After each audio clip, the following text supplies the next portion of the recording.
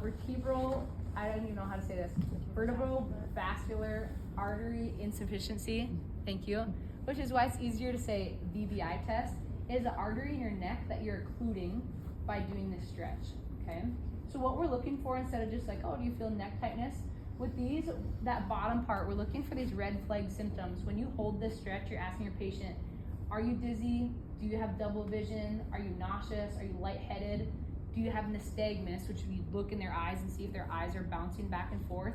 So now we're switching our kind of mindset and thinking not just neck muscle tightness with this, passive rotation and extension off the table, but more so looking to see if they have these scary red flag symptoms of double vision, dizziness, fainting, lightheaded, nausea, nystagmus, okay?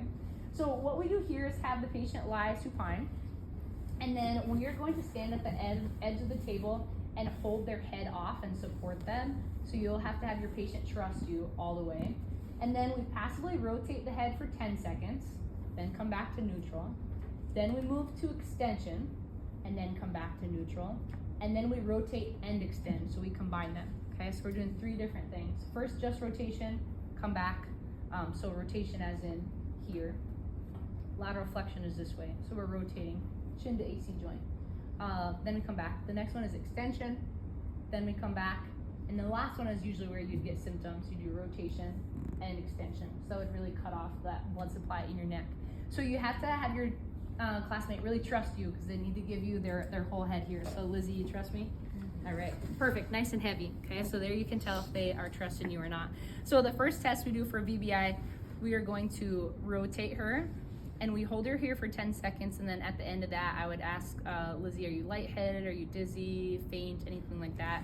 And then have to visually look and see if she has nystagmus, which she doesn't, and you don't have anything else, correct? Okay, so then we move her back to neutral. Moving back to neutral would do what? What do you think? Yeah, get the blood supply back. Blood supply back, okay? Next, just extension for 10 seconds. So we'd hold her here, see if she feels anything.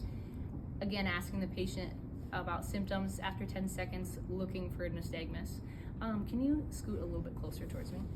And then we go back to neutral.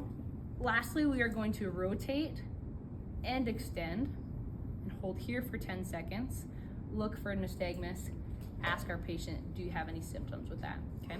If they did, we'd want to stop and take them back to neutral and scoot them onto the table so they are then supported. And then we just know that that patient has enough occlusion in their neck of either muscle tightness or nerve tightness or positioning that they need a lot of work in that musculature. You can go ahead and scoot forward and lay down if you want. It is common to do this or to see this done. Maybe some of you had this done at the chiropractor before you adjust your neck. You can't get a neck adjustment if you have symptoms with a VBI test, okay? So if you have any dizziness or nausea or lightheadedness, you can't get a neck adjustment. Why would that be, do you think? Any ideas? Yeah, I mean, your cervical vertebrae could just occlude that further, and then you could lose a lot more blood supply or a lot of function, okay? So go ahead and try those. Rotate, neutral 10 seconds, extend, neutral 10 seconds, and then rotate and extend for 10, asking for symptoms and looking at their eyes.